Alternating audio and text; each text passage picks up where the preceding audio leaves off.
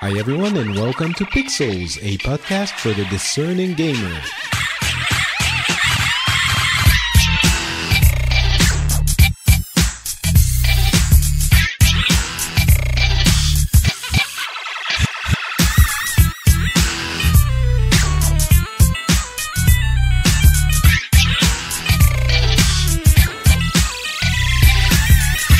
Hello everyone and welcome back to Pixels, a bi-monthly show where we cover the world of gaming and the news that come out of that world. We cover PC games, console games, mobile games even. My name is Patrick Beja, and today, again, I am joined by the one, the only, Garrett Weinzierl, who basically, when was it, last week or 10 days ago, saw the Destiny 2 announcement and sent me a tweet saying, I'm so jazzed about Destiny 2. We have to talk about Destiny 2. I have to come on Pixels. Is that an accurate rendition of your tweet? I believe my exact wording in a DM to you was shotgun next Pixels. Like, I think within 5 minutes of the Destiny 2 conference ending. Which, you know, it's really cool to see people who are incredibly excited about Destiny 2. I feel like it's a lot of people who were excited about Destiny 1.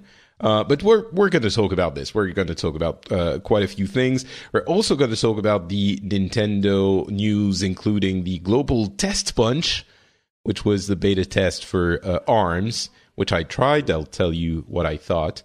I can't remember. Do you have a Switch? I do. I was one of the lucky ones that did not pre-order, did not make any plans. Oh, right. And, you just showed up. I managed to find one on launch day, and I have friends locally who still have not managed to find one. So did you try the test punch? I did not try the test punch. No, I was unaware that was happening. Really? Okay. Yeah. Patrick, you come on. You know my usual podcast week is very Blizzard focused. I'm not always on the up and up on Nintendo tests. Yeah, understandable. Okay, that's fair enough.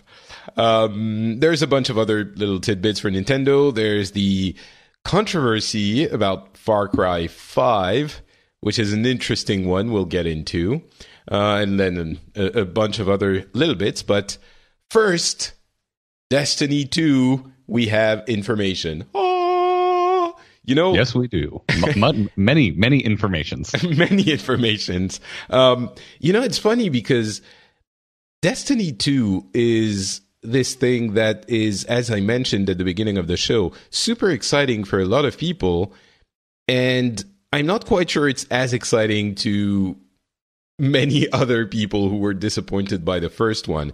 It's one of those things where if you enjoyed the first episode, then you think this is the best thing ever. And if you haven't, it's kind of whatever. I'm sure there are other examples of this, in the world of gaming and in many worlds. But so it means I'm not quite sure exactly how to approach the presentation of Destiny 2 for this show, because I don't want to make it about like a Destiny fan thing. But at the same time, if it's not fans talking about the game, then it's really just, hey, Destiny is kind of different than number 2, but it's still really Destiny, which might be a good place to start. This doesn't feel like a huge change of the formula, right? No, not at all. I mean, I think you're being pretty fair with your assessment there. I think the most accurate thing I've heard like all week, now all 2 weeks since the conference was, hey, this looks like what Destiny always should have been, and I completely agree with that. I do think it's a little cynical and whatnot, but I think it's very accurate. And I was one of those people who was disappointed with the original Destiny, but Taken King really kind of brought me back. I think that was the reaction for many people, and we've talked about it quite often, how the Taken King fixed a lot of things from the existing offering of Destiny. It seems like this is kind of an expansion on that, with more activities, more stuff to do. That was kind of the speech they made in the beginning. It was like, what they want Destiny to be is a place to hang out where you always have something to do and always have people to play with, which is absolutely a something that we should appreciate.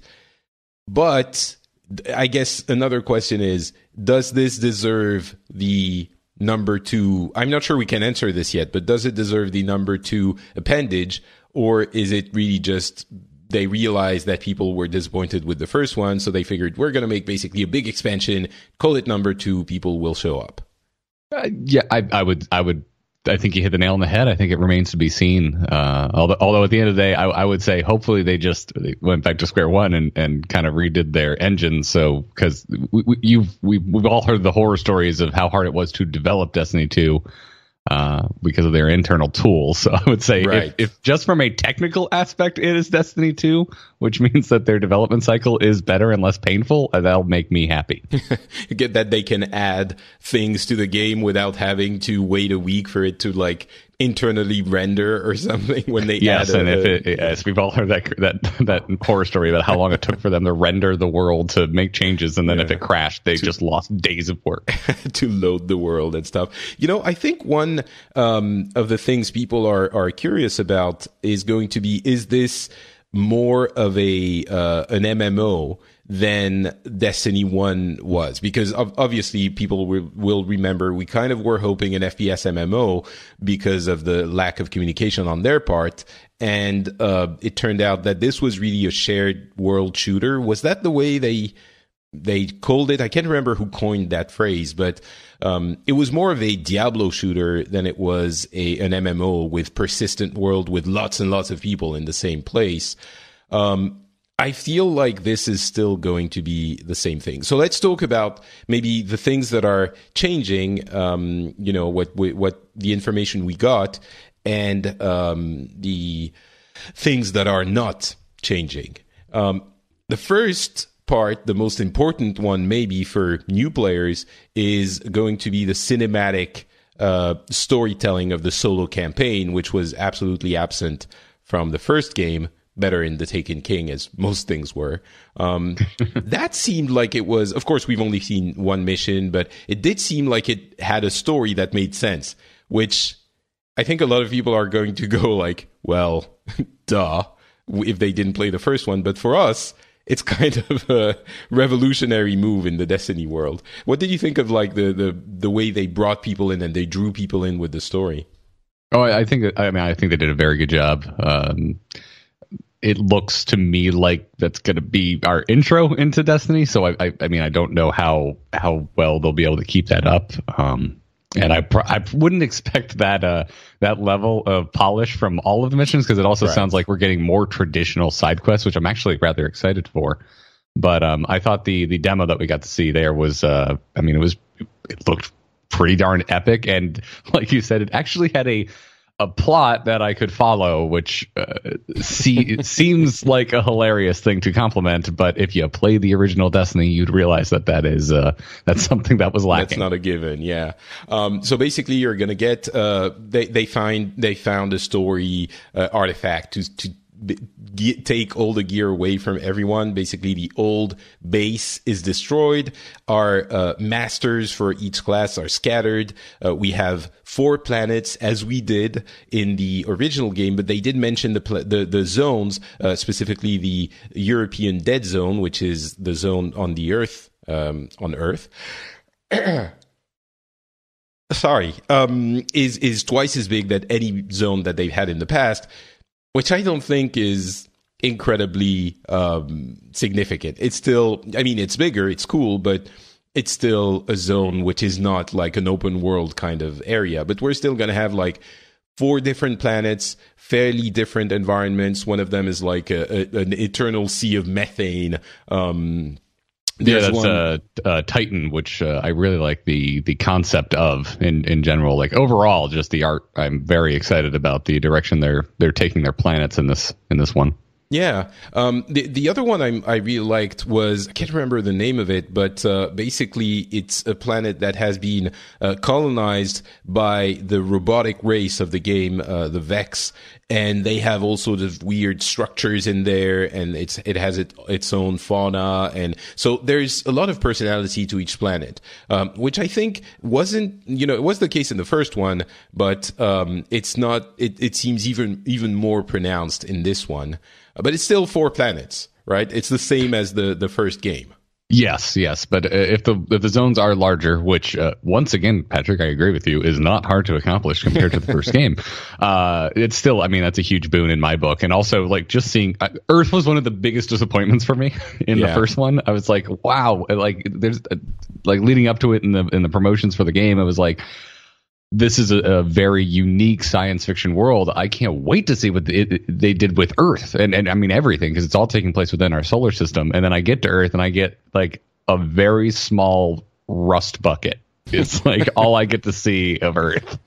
So yeah, basically anything beyond that is making us happy. It's very ironic / difficult to. I think we in the Destiny community absolutely understand why this is genuinely exciting. I think it's very difficult to communicate that excitement to people outside of the Destiny community, because everyone looks at what we're talking about and is going like, or like, oh, okay, well, I guess it's the same. And I don't know. But if for example, what happened in Taken King, that one zone where it was so rich, like so dense. There were so many things to discover, so many activities, so many little things that you would get curious about, and you go and explore, and you hear something when you're somewhere near a specific place, and you know it's unusual, so you explore it a little bit further, and then you realize it says something about another place, so you go explore that. And a lot of the discovery and sense of exploration was conveyed incredibly well, especially in the Taken King, not so much in the original one. Yeah, absolutely. I think Destiny, the original one, is it. I mean, let's it is not a talk game. about it anymore, right? What I was going to say is, I think it's a game that's just very easy to make fun of. Like but I think if you enjoyed it, you enjoyed something despite many extremely apparent faults. So if you did enjoy it, which I think you and I both fall into the category of, that Destiny 2 is a very exciting prospect. Yeah.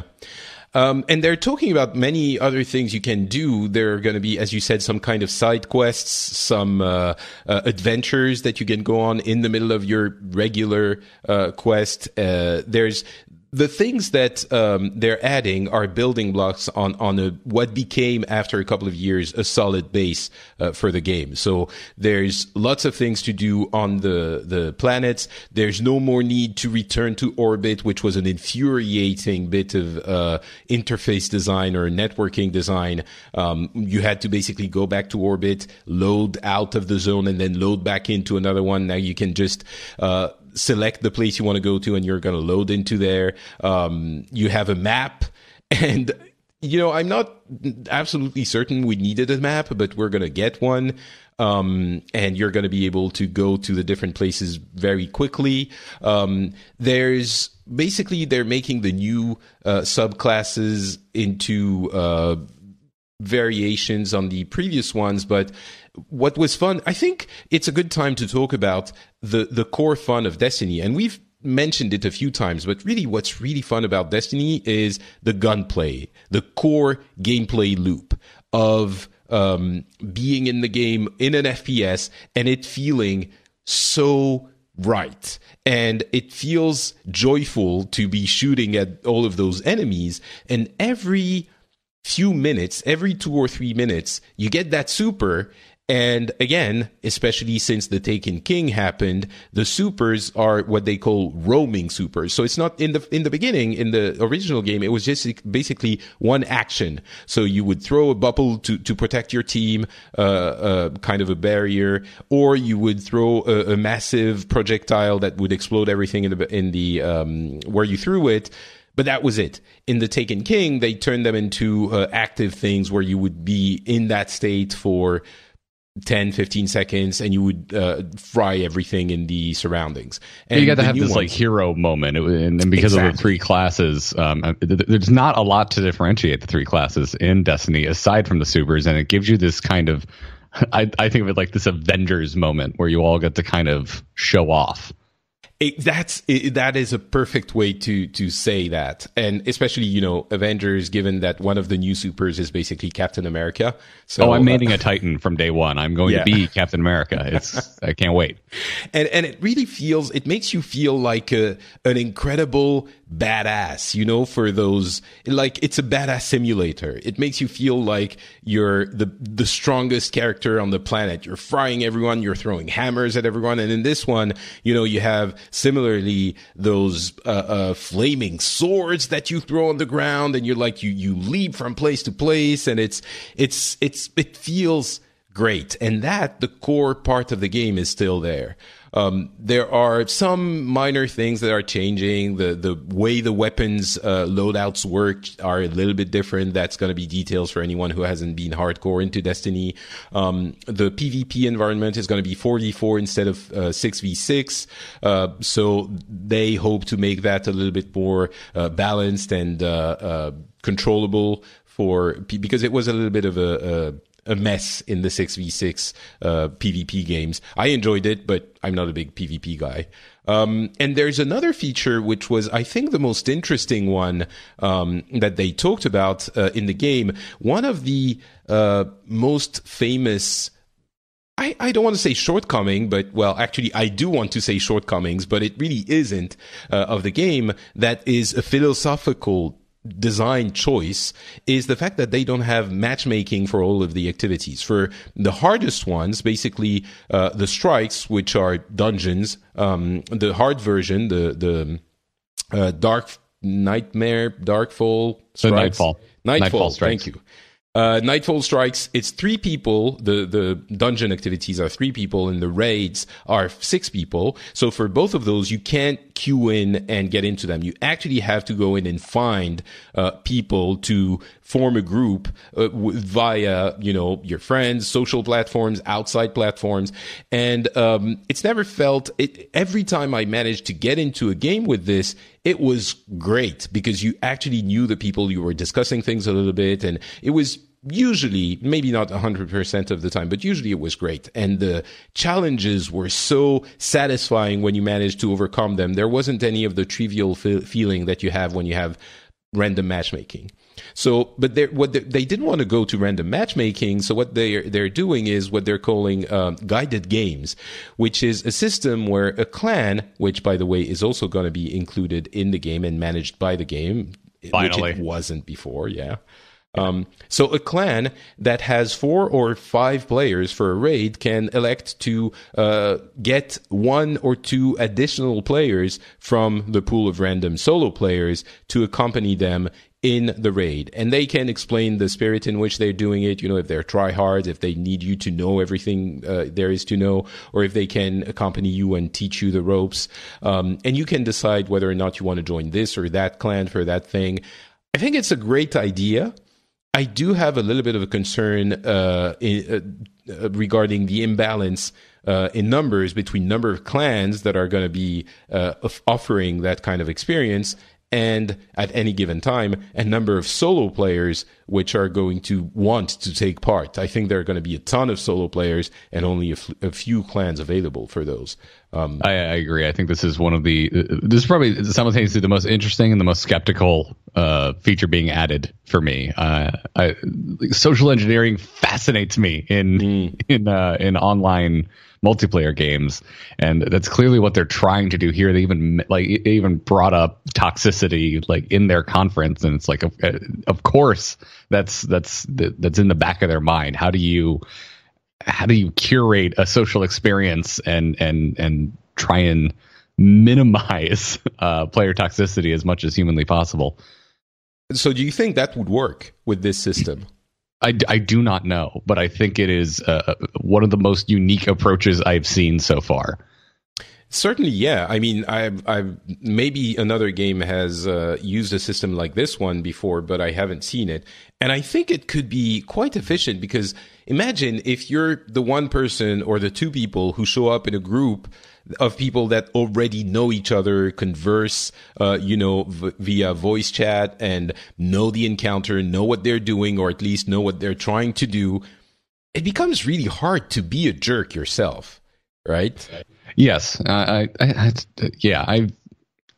used to do pickup raids in WoW, like back in Lich King, and they were still very positive experiences because at the time there weren't really tools in the game to make it easy. So by the time we actually got the group together, we were all kind of like, we knew, we're here to actually get something done, and we if someone messed up, we didn't flame them. We taught them what they were doing wrong and how to do better.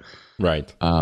Now, that's not always the case. I'm sure other folks out there are like, oh, man, Garrett, I did the same thing. It was a terrible experience. But, so it's just interesting. And, I mean, really, at the end of the day, I saw every possible thing I could in Destiny as a solo player, and sadly that it did not involve the raids. You didn't do any of the raids? No, I did not do any of the raids because my friends were spread across both consoles. I played on both consoles to try and play with my friends, but by the time I could never herd enough cats into the same group to get a raid done. And it sounds like I am not alone in this, because it sounds like, for like the verbiage that they chose to use in this conference, that Bungie kind of ran into the same issues that Blizzard did during vanilla World of Warcraft, where they're just like, hey, like 3 guilds saw Naxxramas, guys. Why did we spend this much time building this? Yeah, that's basically the issue. Although there were communities online on the PlayStation Network, there are those community group things that happened in the middle of the lifespan of Destiny 1, which helped a little bit. There were also outside websites that you would go to and register, and like people would send you invites pretty quickly. So I did end up seeing I think one of the raids, the raid from the Taken King, and I'm really sad that you didn't get to experience it, because it was a very cool experience. Like, everyone I've talked to, when I mentioned that, they're just like, you missed the best thing in all of Destiny, which were the raids. So it's definitely, it's hard to explain, because people who have played MMORPGs kind of know what raids are, but when you're doing it in first person view, it is different, and the mechanics, at least on the raid I've seen, but even in the intro of the original raid, which is something I did, it is very special. There are, I don't know why it feels so different from an MMO, but in an MMO, you're at a distance from your character. You're looking at everything from above, and you're seeing crap on the ground you shouldn't stand on, and you feel like you're controlling another character. But obviously, in a first-person shooter, you're in the middle of it. And one of the encounters I remember is the first one for the first raid. So it's 6 people. You have 4 spots you have to stand in, and you have to stand on them in order to 3 spots, so 3 groups of 2, and you have to stand on them in order to activate this door that will open to let you enter in the raid. And there are a couple of things there. First of all, when you stand on there, of course, the enemies start showing up, and you have to collaborate with 2 people and sometimes call out on a third one because you're not managing to kill enough of them, and one of your guys died, and like, it's very hectic, very cool. But the other thing is also, none of this was explained in any way. So you would go there, and that's been a common thread in Destiny. You would go there and try stuff. You would stand in the thing, and you would see the thing that would start lighting up. So you would go, you find another thing and try to stand on both of them, and right, okay, I started understanding. This one is very simple, but there are a lot of them like this. And I don't know, again, there is something very special about that experience, which is unique to the Destiny raids. Not, regarding the game, but also regarding games in general. Like, I haven't really had that experience anywhere else. So it's very cool. And the raids for so complex as well. The things you have to do are not easy. Anyway, it's just great fun. I'm really hoping this works out at least a little bit so that we can experience the raids. More people can experience the raids. And then we get to the technical stuff. It is going to be on PC as well. We'll get to Battle.net in just a second, but it won't have cross-save. That is one disappointing aspect of it. At least we were hoping, cross-save between consoles and PCs, but that's not going to be possible. The PC version might not make it in time for the release of September 8th. And they won't have dedicated servers, which is really an interesting thing to explain. I'm not going to get too much into it, but if you have the opportunity, go check out the GDC talk by Justin Truman about Destiny's network mission architecture, which is incredibly geeky and incredibly nerdy. It's basically how the network system works in Destiny. And I'm not going to go into all of it because, first of all, I didn't understand all of it, but it was super interesting. And what it comes down to is I think a lot of people don't understand a lot of the brilliant work that went into designing the interface of Destiny.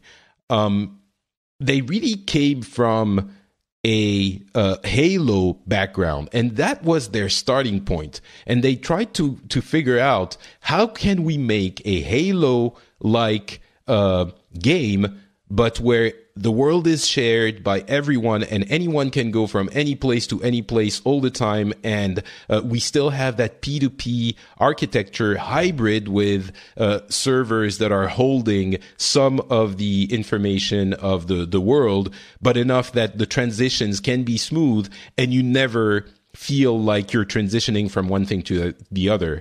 And when you understand that, I think there's a lot of how Destiny works, which becomes a lot clearer. Why the scope of Destiny isn't as big as people had hoped. Why there are this number of people per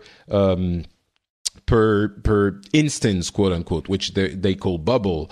Why they're doing it still with P2P rather than having dedicated servers. I'll boil it down. Basically, it's so that it's doable. Understand, cost-wise, but that it's doable. But it's very cleverly done. It might not be the best solution for super competitive, extra hardcore PvP players because they might be feeling a little bit more lag. But it's very clever. And it explains a lot of their thought process going from Halo to Destiny. I really encourage you, if you're interested in these kinds of things, it's called Destiny's Networked Mission Architecture by Justin Truman, and it's available as a GDC talk, which is, again, fascinating. But yeah, so Battle.net, we're two giant Blizzard nerds. We are. That is a true statement. What did you think when we saw Mike Morhaim's face appear in the live stream and he said it's going to be on Battle.net? Oh man, I feel like I've mentioned my reaction so many times now, but it's boiled down to this was the most surprising thing of the entire damn conference for me, and then afterwards it seems like a no-brainer, and I feel really dumb. It's it is a no-brainer. I think there's a lot to discuss about the implications for Blizzard, for Activision, which we can get into, but the essential aspect of it is that I think this is a perfect storm for Bungie, Activision, and Blizzard. And as you said, it's kind of obvious that they're going to do it like this. I mean, first of all, they need to bring the game on PC. They're working with Activision in very close partnership. Activision Blizzard already has Blizzard's launcher. Why not put it there? Why go spend incredible amounts of money developing something like that? Because it's going to be leveraging the entire social infrastructure of the Blizzard app. And so first of all, you need to build that. And second of all, why give 30% to Steam, to Valve? There's no reason to do that. Nope, right? No, there's not. Which is exactly why I said after I thought about it for more than 5 minutes, I felt extremely dumb for not seeing this coming. And it's also, I think it makes sense from a financial standpoint, but it also makes sense from a community standpoint. The two games I keep referencing when I'm talking about Destiny are World of Warcraft and Diablo 3 more specifically. They are perfect for that community. I wonder what kind of reaction you've seen from people in the Blizzard communities. But it's all been very, very positive for the most part. Like I don't think I've heard from a single person like, oh, this is the worst thing ever. It does just make sense. It is definitely strange and new that we're getting a non-Blizzard game on the just rebranded Blizzard app, which now seems like they should have just kept it Battle.net because now it's not all Blizzard games. But I mean, now that it's there, I mean, Destiny, it's a loot game, it's a social experience, and that's pretty much what Blizzard is known for making at this point. I mean, there was a point where RTS was their bread and butter, but it's not really anymore. Yeah, the most people have been telling me, I probably wouldn't have tried Destiny otherwise, but if I'm going to see it on the Blizzard launcher, maybe I'll give it a try. And some people were saying, it feels dirty, it feels weird that there's going to be a non-Blizzard game on the Blizzard app, and I understand that feeling. I think it's like I've said this in other places, but I think it's like someone who's a super fan of Apple seeing a Microsoft product in an Apple store. They'd be like, wait, that's out of place. That doesn't work. And seeing, the little toast, the pop-ups in the chat, seeing someone with the Destiny icon when you're playing, I don't know, Overwatch or World of Warcraft, that's gonna be weird. But I'm fine with it. I'm fine. I'm fine. I couldn't have a more biased reaction because my single greatest pain with the original Destiny, besides the initial launch where I think it was deeply flawed, was the social aspect. It was a social game where I was just fighting against the game itself to have a social experience. And for me, the Blizzard ecosphere is my social experience online. Right, yeah. No, I agree. I think it's there's that, and there's also the fact that the Blizzard launcher is absolutely 100% premium prime real estate. Right, so that's going to put the game in front of many, many, many, many people's eyes, as we mentioned, that might not have checked it out otherwise. But it's like it's hard to explain. It's kind of like managing to put your product on primetime TV. Everyone like on super targeted primetime TV. You're talking to people who might be interested in it, who will see it and have their attention captured by that placement. Just the fact that there's an icon, and I'm sure there are going to be some promos on the other games tabs and all of that. But I better get a ghost pet in WoW that tells me wizards came from the moon. I don't know if they're going to do that. It would be cool. I think it would be very nice. Some people mentioned, seeing Destiny characters in Heroes of the Storm.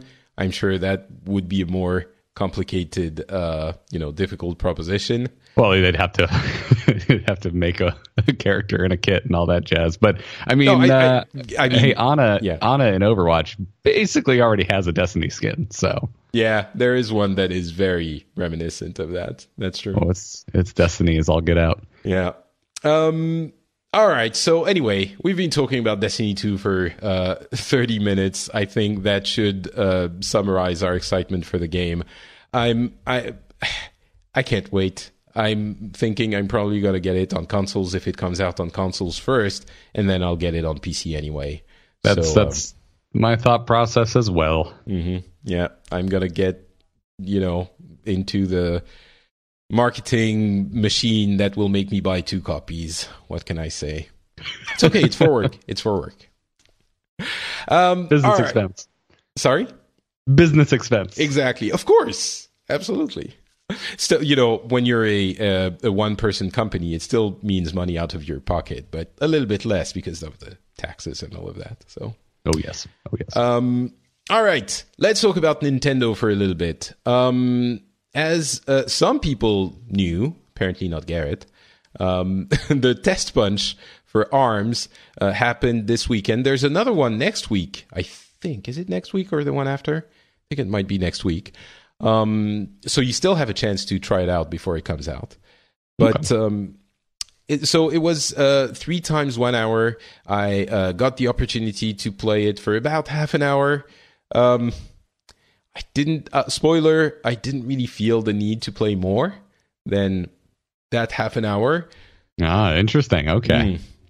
I mean, I've seen a lot of very positive feedback. Some people seem to love that game.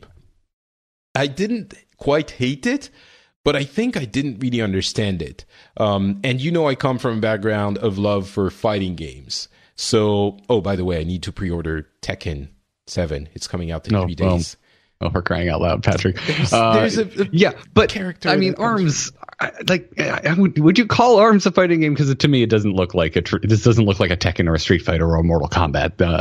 It's almost like calling like Smash Brothers a fighting game. Well, I think you just offended a lot of Smash Brothers fans. They are. I'm a Smash Brothers fan. It's just it's its own. It's its own. I think thing. Yeah. Right.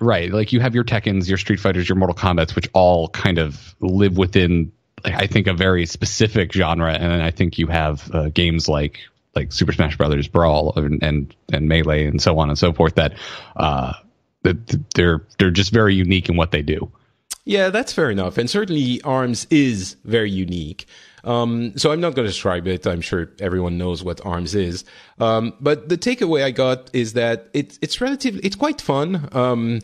Silly fun. The matches are really short, so you can chain them very quickly. They're about a minute, 100 seconds each. I think a minute and a half. It's just one round. There's a good variety of games.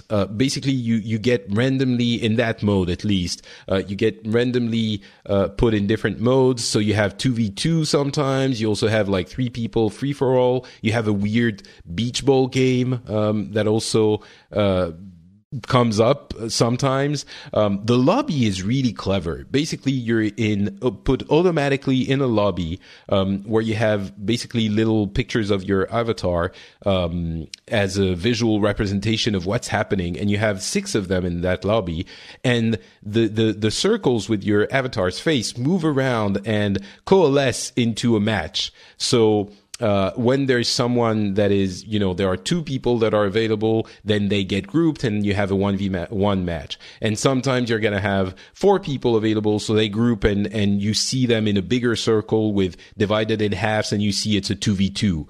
And during all this, as it's searching, you can always train. So you have a very easy way of basically pressing just one button, and you have a little training room that appears, and you're training in the game. It is super cleverly done, especially when you're thinking about Street Fighter V, which is horrible in that respect. Although their new netcode is rolling out today, so we'll see if that fixes some of that. But there's a lot of cleverness going on in ARMS. I just felt like the game itself was a little bit, I didn't find the technicality of the game, and it felt to me like a lot of randomly punching, and I'm sure it isn't. Maybe half an hour isn't enough to find the depth in the game, but I didn't find it. So for me, it felt for half an hour, I was like randomly kind of winning games, and like the throwing of the punches and, angling them to go one direction or another didn't feel like it was fast enough or appropriate enough to be technical. I'm guessing maybe I'm wrong, but it didn't feel like a great core gameplay. So we'll see. Maybe people will prove me wrong, but I wasn't won over by that aspect of the game. So that's kind of I don't think I'm going to be buying it. I mean, it's the core aspect of the game. So if you weren't won over by it, it doesn't sound like it's your type of game. Yeah, definitely. That'd be like saying, well, I didn't like the shooting in Destiny, so. Well, I think there is a chance that I didn't understand the technical aspects of it. It might be that I just didn't get it, and if I did, I would like it. I think that's why there's a little caveat there, but I'm not, very hopeful that that's actually the case. Hey, there's a Pokemon TCG game that might be coming to mobiles. That's like the convergence of two of your favorite things in the world. I'd be pretty jazzed if that happened, actually. I haven't touched the Pokemon TCG since it came out in the States, I think in 96, 97. Game came out in 96. I don't know the lag between the Game Boy game coming out and the card game coming out, but it was around the same time. I haven't touched it since. I barely even played it back then. I mostly just collected the cards. But if I could play that on my phone, I'm there. Would you play this? I mean, in a world of Hearthstone, do you play any other trading card games than Hearthstone? Out of just Magic from time to time. Okay. I guess, yeah, I was going to say then it's just another card game, but there's Pokemon, and that's a huge draw, right? Yeah, I love Pokemon, and I've been... So... I'm very strange. I missed the boat on a lot of very nerdy activities as I was growing up. I played my first game of Magic when I was 24, and it got really into it. And then 2 years later, I think 3 years later, shortly after Hearthstone came out, obviously got very into that. If you know anything about the other podcasts that I do, and so now I enjoy card games. I don't usually go and do a deep dive into really any others than Hearthstone and Magic, but Pokemon, like, 'cause looking back on it, like, oh, here's a game I actually took part in but didn't really play when it originally came out. And so, like, if this comes out and it's a way to actually play the card game, I personally would be very excited to go and finally experience the gameplay of the Pokemon card game. Yeah, I think there's a lot of people that are going to be in that same boat. Especially... I think my point was, if I want to play it now, there's a lot of buy-in. I have to go get a bunch of cards myself, and I have to convince my friends to go and get a bunch of cards. Right. Yeah, and obviously that, the Pokemon, the draw to the Pokemon brand is huge, as we've learned with Pokemon Go, or as we've confirmed with Pokemon Go. And people have been educated to card games with the popularity of Hearthstone. So it's kind of a perfect mix-up there. Monster Hunter XX, which I learned is actually pronounced Double Cross, is going to be coming to Switch. And I'm still looking for that one game that is going to make me understand the Monster Hunter type games. I'm not sure, I've tried every demo of Monster Hunter game I could find and never enjoyed it. But maybe that one is going to be it. I doubt it. Maybe there's going to be a demo I'm going to try and be disappointed by again. It's a franchise that has always interested me, but apparently never enough to get me to go out and actually buy it. Have you tried the demos ever? No. Okay. I had one friend in college and who was just obsessed with it, and that was as far as my flirtation with Monster Hunter really kind of pursued. It always seemed very cool, but also like if I want WoW to stay in my life, that I don't have the time to even dip my toe in it. It seems like it's a very time-consuming game. All right, there's more Mario and Raving Rabbids RPG type thing leaks. Basically everything has been leaked, and it's funny because they have some marketing slides from an internal presentation, and there's the timeline in one of those, and they're saying, like, I can't remember when it was, like in June, probably around E3, big reveal, and it's like, well, we already know all of it, but it's a crossover between Mario and the Raving Rabbids. There's some form of exploration, some form of turn-based combat. There's weird Raving Rabbids versions of Mario, Peach, and other characters. I don't know. It's going to be called Mario plus Rabbids Kingdom Battle. Sure, why not? Why not? That's pretty much my reaction as well. I don't have a lot to say here. I think the Rabbids are mildly humorous, but I don't need to play a whole game with them. I think that is the way I would absolutely describe them. Mildly humorous. Yeah. We also had a trailer for Splatoon 2's single-player mode. So there's going to be a single-player mode in Splatoon 2, which could be cool for some people if you're not so much into the PvP aspect of the game. And then we move on from Nintendo to the other bits of news. The first one of which is going to be Far Cry 5, which was announced along with a little bit of marketing material, some fairly cool stuff. It's going to be happening in Montana. There's a town being taken over by a group of religious fanatics. They're Christian fundamentalists, and you have a number of little videos of people from that town basically explaining what's happening. 3 different characters. There's a young woman in a bar, there's a priest, and there's a young guy fixing a plane. And it's really well directed. There's a sense of cinematography and drama which are really well done. There was a piece of marketing material which was basically the Last Supper, but with those religious fundamentalists, instead of Christ and the apostles, and as we also often see in many instances. And overall, the whole thing was received, I think, pretty well. A lot of people were excited about Far Cry 5, except for a group of special people. I even hesitate even talking about it, but I think it's still worth it. Basically, some extreme members of what I think is fair to call the alt-right or Gamergate are really upset that this is an anti-white game. And I honestly don't know how much of it is genuine. I'm sure some of that outrage is genuine. And I don't know how much of it is trolling. Like, there's a petition on change.org, which is worded so outrageously that it seems like a troll. But at the same time, it says sad things about our world that I'm looking at this and I'm not certain it's a troll. People demanding more diversity in the roster of bad guys in that game, which is hilariously ironic given the fact that basically the entire Gamergate movement was fighting against diversity and having more representation for different parts of the population in games.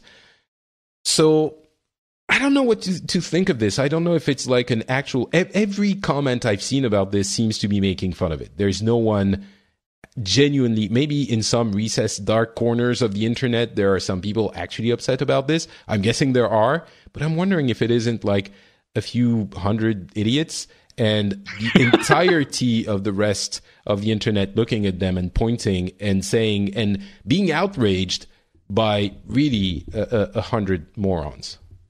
I don't know. Yeah, I'm having all of the same exact pretty much reactions as you.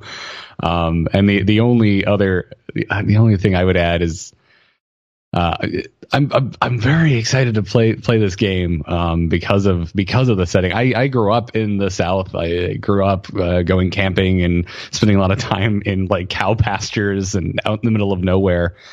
And so I saw the trailer for this and I had instantly just the schism of reactions of, oh my God, I cannot wait to have like the American South as this gunplay playground. Like I literally, I cannot, I'm so excited that that's where I'm going to get to go and just unleash. Wait, Montana isn't in the South.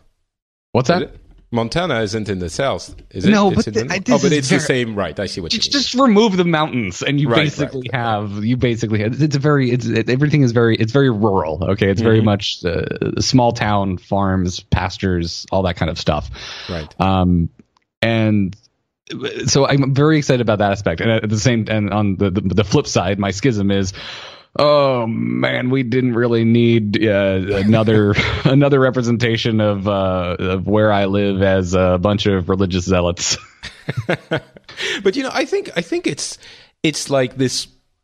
It's funny that you say this, and this might be a little bit more political than we want, but I'm fairly sure that that's the reaction that a lot of people get in the Middle East when they see the caricatural terrorist Arabs in half or 90% of the Western pop culture.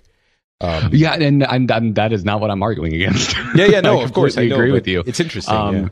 And yeah, you're absolutely right. I think it's interesting that I'm having that. I mean, I'm talking more about like almost a reaction just within our own country, because I think there's a lot of that discussion being had right now for very obvious reasons. And it's more like I just kind of like want to poke my California friends and be like, guys, seriously, I've lived there. I've lived both places. We're not all like this. Calm down. Yeah, I'd say a couple of things. I'm not sure which studio is doing Far Cry 5, but it's Ubisoft as a company, so it's a French company, so you can blame us instead of your Californian friends, I'm sure. And the other thing is, when you look at the game, I'm pretty sure the people fighting those religious zealots are, well, I'm not pretty sure, it is the people from that area. It's like basically you took over our town and we're gonna, get you out. Oh yeah, 100%. I'm talking about kind of this surface level controversy where you have folks from the Gamergate movement and from the alt-right saying that this is some kind of like anti-white and everything that boils up, like talking about this, like this shouldn't be seen as an accurate representation right. of and if you can just remove that from your mind, just shut up and have fun with it, and if it offends you, don't play it. Yeah. It's really funny. It's also the parallel between the minorities representation about this and now the whites being felt like they're in the minority. I think there's a lot of disconnect between what actually is a minority and why representation matters for a minority and not so much for a group that isn't, that is the dominant group. But yeah, anyway, so basically the game looks really cool, and Far Cry, with Far Cry 3 specifically, sort of opened up the game to a lot more people, and there were a lot of clever things done in that game. The previous ones were good as well, but 3 and 4 were especially good, and Primal went in a slightly different direction, but 5 is coming back to the modern times. I think there's going to be a lot of fun to be had in this one. It's coming out at the end of the year. The Crew 2 was also announced, by the way. If you didn't realize that The Crew was a successful game, I didn't. I enjoyed the first Crew. Yeah, you did? Really? I had a good time. I like my racing games. I enjoyed the first Crew. Mm-hmm. I liked the open world aspect of it. I love that there was a representation of the 7 Mile Bridge going to the Florida Keys in a video game. Mm-hmm. But that's an extremely personal deep cut, so maybe it didn't land on everyone else the same way as it did with me. What was good about the Crew beyond the open world? Because there's lots of racing games that have gone open world since then. I think for me, it was just this. It really captured this kind of this desire to get a fast car and drive as fast as you can across the United States. More than a game like Forza, or I guess it wasn't the United States. Because Forza's never captured that particular locale. Forza is, for me, as someone who doesn't get to travel a lot and lives in America, Forza is like this. It's the dreamland for cars. It's this beautiful. It's like Middle Earth for cars. And the first Crew ended up being this kind of attainable thing that I could never legally do because I can't get on Route 66 and drive 150 miles an hour. I see. Oh, okay. Yeah, that's pretty cool. Did you get into the multiplayer aspect of it? Like, did you randomly form groups, or No, not really. Okay, you played it solo. Basically. My issue with trying to have a social experience in driving games, it was very similar to Destiny, except my friends actually play Destiny, but we were never on the same console. Whereas no one I know gives nearly any crap about driving games like I do. But you can play with other people. I think that's one of the interesting aspects of those games, that you can randomly, not for, it's not going to be a love story, but you can meet them for an afternoon and play along for a mission and then go your separate ways. That's more of the, aspect I'm wondering about. Like, did you randomly get into races with different people or like some events? Because that was a part of the game that we're selling pretty hard. Yeah, I did. It just wasn't that memorable. Okay. The one that pops into my mind is the one where the dude just tried to run me off the road for the entire mission. So, I mean, griefers still happen, and okay, that sounds I don't know. Yeah, exactly. I mean, Forza is my go-to, but I thought the Crew had some unique aspects of it. Mm-hmm. All right. Well, The Crew 2 is going to be available next year, I think, in the first quarter. And Far Cry 5, as I said, is the end of this year. And something that is not going to be coming at the end of this year, however, is Red Dead Redemption 2. It was delayed to spring 2018. And upon hearing that news, the entirety of the Ubisoft offices and the game industry sighed in relief that the the holiday season was saved for many of them. Gotcha. And the rest of us had no reaction at all because we all knew it was going to be delayed. Yeah, exactly.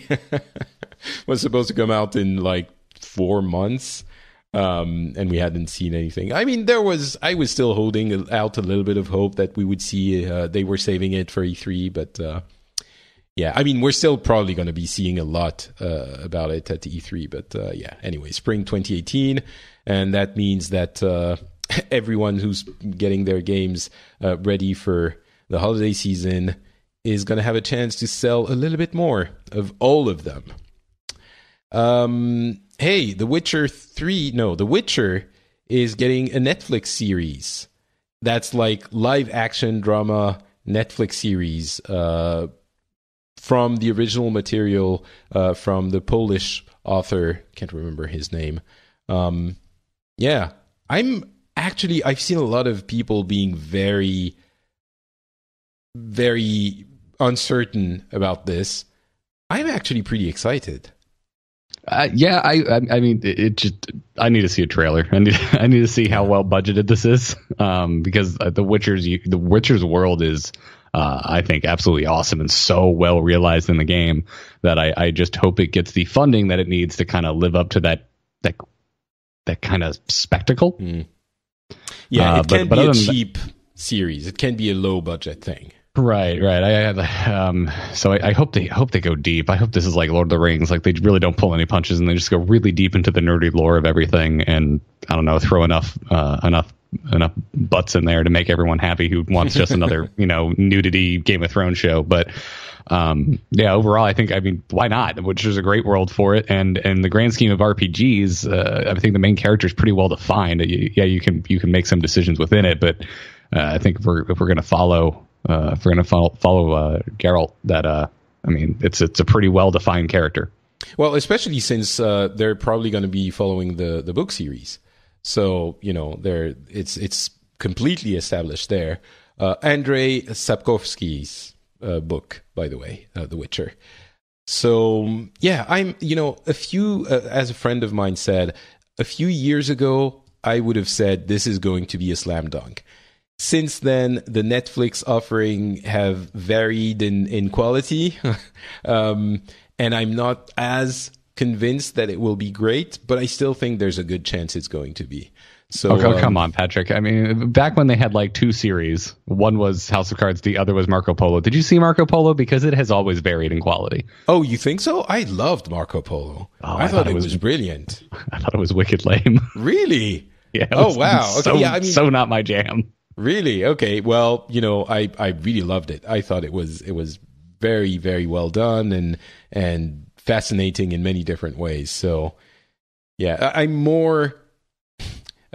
was more dissatisfied with the latest Netflix Marvel offerings. Like I thought Iron Fist was horrendous.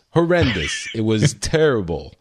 I had fun with it, and I would like to thank you and the rest of the internet for talking so much smack that by the time I went to go see it, I expected Danny Rand to come out of the TV and hit me in the crotch for watching the show. That's what I expected. That was the level of offense I expected to take.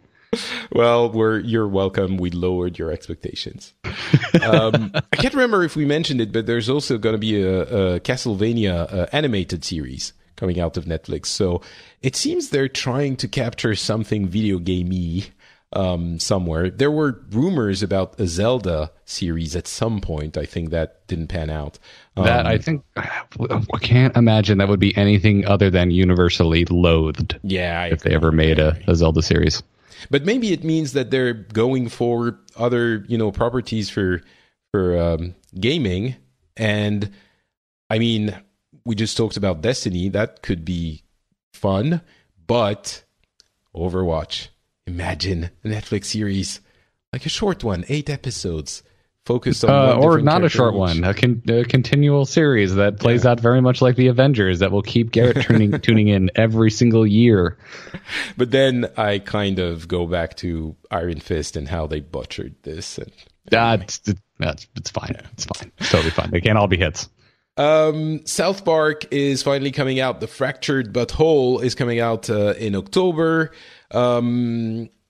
There's an update for Clash of Clans, which I thought was really interesting. Basically, Supercell just updated Clash of Clans in a way that is super clever. We're getting in a place with mobile games where they have such big communities that it's really hard to create sequels or follow-ups to successful games. It's very reminiscent of what we've seen with MMORPGs, where you build up a community, there's a lot of multiplayer interaction in them, and it's very hard to migrate them to another game. So if Clash of Clans, if Supercell had released Clash of Clans 2, it would have been a very, very risky proposition. I think it would have been pretty much certainly a miss. They would have fractured the community. It would have been really hard to make that game as big a success as Clash of Clans 1 was. So what they did, again, maybe following the model of MMORPGs, is basically put Clash of Clans 2 in Clash of Clans 1. They put in a boat on the shore of the first base, and it was there for a little while, and no one really knew what it was. And then when they updated it to include that update, that full update, you could tap on the boat and go to an entirely new, different, reset base that they call the builder base. And some of the systems it's still Clash of Clans. You're still going to be collecting the what is it called, elixir and gold, and you're still going to be building stuff, and you're going to have the mechanics where you have to wait and you have the energy and you can pay for gems and all of this crap. But there are some differences in gameplay, not the least of which is when you go attack someone else's base, they also attack yours, and the winner is the one that destroyed the most amount of the other's base. So there's a more competitive aspect to the PvP in this game, where the first one was the first base is very asymmetrical. And it's interesting because the old base is still there. It's a tap away. You can still work on your old base, but if you don't want to, if you want to start fresh, or if you're a returning player and you want to check it out, you can go to the new base, and it's really just like a Clash of Clans 2. So I thought that approach was very interesting. They didn't do the EverQuest 1 mistake. Good.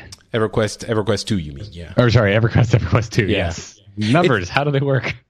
But that's absolutely the reason it interested me so much, is that you have the exact same problem, and I'm wondering if some other games on mobile aren't going to have to do some things that are similar. Now, of course, Supercell is a genuinely developer-focused company, so they also have other games, and they released Clash Royale last year, which was a huge success, as we know.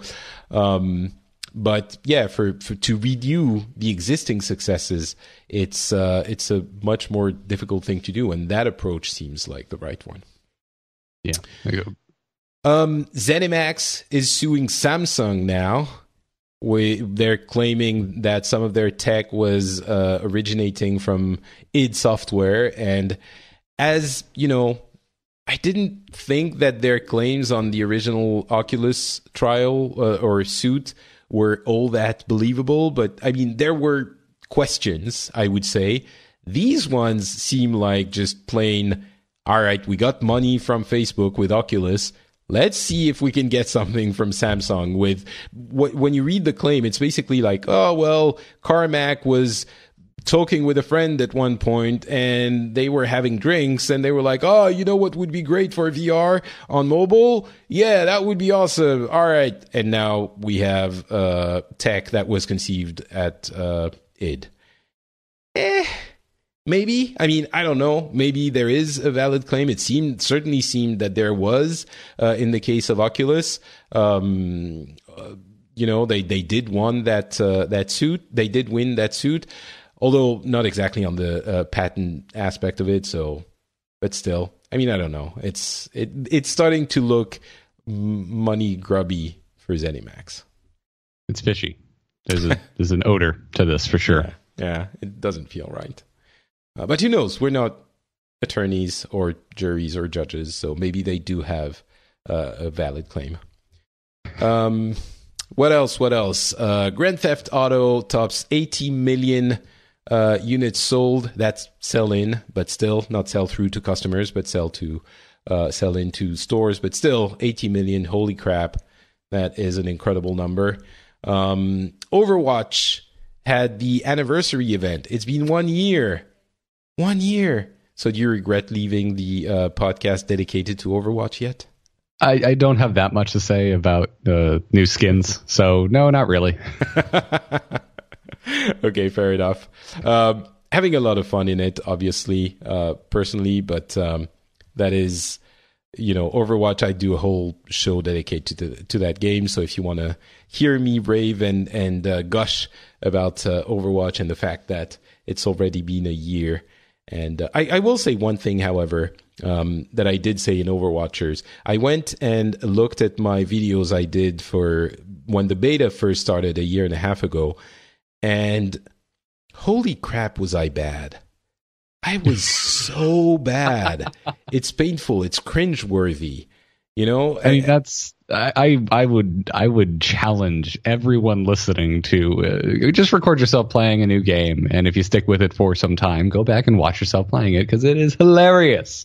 It really is, and you don't realize it's surprising how much you don't realize how much you progress, because I was really feeling like, maybe I got a little bit better, but like I'm watching those videos and I'm like, what the hell are you doing, Patrick? Just look around a little bit, like go there or do this. And like, I'm getting angry at myself. So I think that was a little bit, it was a positive thing. Yeah, I had a very similar reaction like that probably like 6 or 7 years ago now. After I had played StarCraft 2 for quite a while, I went back and played Warcraft 3.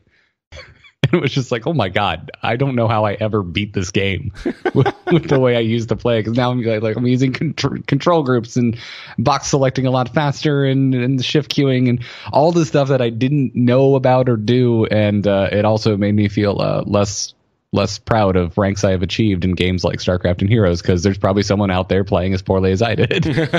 Oh, that's funny. It made me feel a little bit better about what I've achieved in Overwatch, because it was like, oh, I did progress. I did achieve something.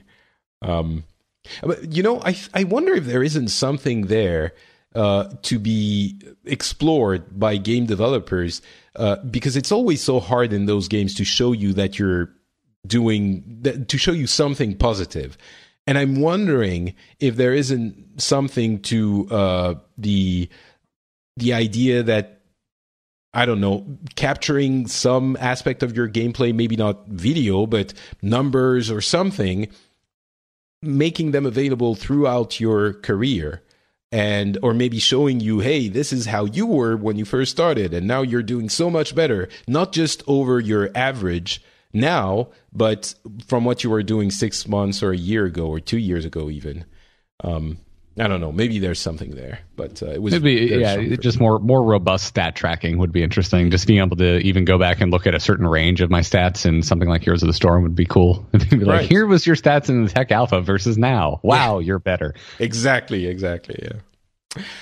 All right. I think that is going to be it for us for this episode. A relatively short one. Of course, there is E3 right around the corner, which, by the way, I'm going to be covering with Scott, as we often do. We're going to be covering the most of the conferences live. I might put the the commentary on this feed. I didn't in the past few years because I figured no one cared. But Scott puts them up on his boob show, and people seem to appreciate them. And I've heard from other people that they like when we comment on tech conferences and stuff like that. So I'm probably going to put them up on this feed as well, the one I participate in. And if you want to listen, then please do. And if you don't care about that, we will have an episode where we summarize everything that we've seen at E3 up on the feed after all the conferences have come and gone. So rest assured, everything will still be there. I had to stifle a laugh because I like it when you talk about Scott's boob show, and you make it sound like you said boob show. Well, it's either the boob show or the poop show. It's one of the two. So I'm glad that you went the boob route because the other one is not as fun. All right, talking about fun, how about you tell the fine people listening where they can find your podcasts, Garrett? Oh, there's one place to find all of them. It's amove.tv. That is AMOVE.tv. All of my podcasts are over there. If you like Hearthstone, check out The Angry Chicken. If you like Heroes of the Storm, check out Into the Nexus. And if you want to hear me talk more Destiny, the most recent episode of my solo show, The Angry Nerd, is just about that. If you want to hear me ramble on about why I'm really into the concept and art direction of the new worlds that we're going to be traveling to, I did a pretty deep dive into my art nerdiness there. Ooh, cool. I'm going to go listen to that. I am Not Patrick on Facebook and Twitter. You can find me there. I'm also available. I'm available on FrenchSpin.com. That's the website where I put up the shows I produce. If you enjoyed the little bit of political discussion we had in the middle of this show, you might enjoy the Fittest Club, where we talk about politics and world events with people from different countries, different backgrounds. The latest episode, we had someone from Brazil and a couple of my conservative friends from the US in an effort to burst our filter bubbles, because I'm in a more liberal bubble, I would say. We had a couple of interesting conversations there. And I will also be putting, I think, this show on YouTube, just the audio, with a static image, but I have a process to automate that now. And some people have expressed interest in having them on YouTube. So you can find me at youtube.com/Patrick Beja there. There are French shows and English shows, but you can choose which ones you listen to. So that's useful as well for some people. Thank you very much for listening to this episode, and we will be back with the craziness of E3 in just a very short while. Talk to you then. Bye. Take care.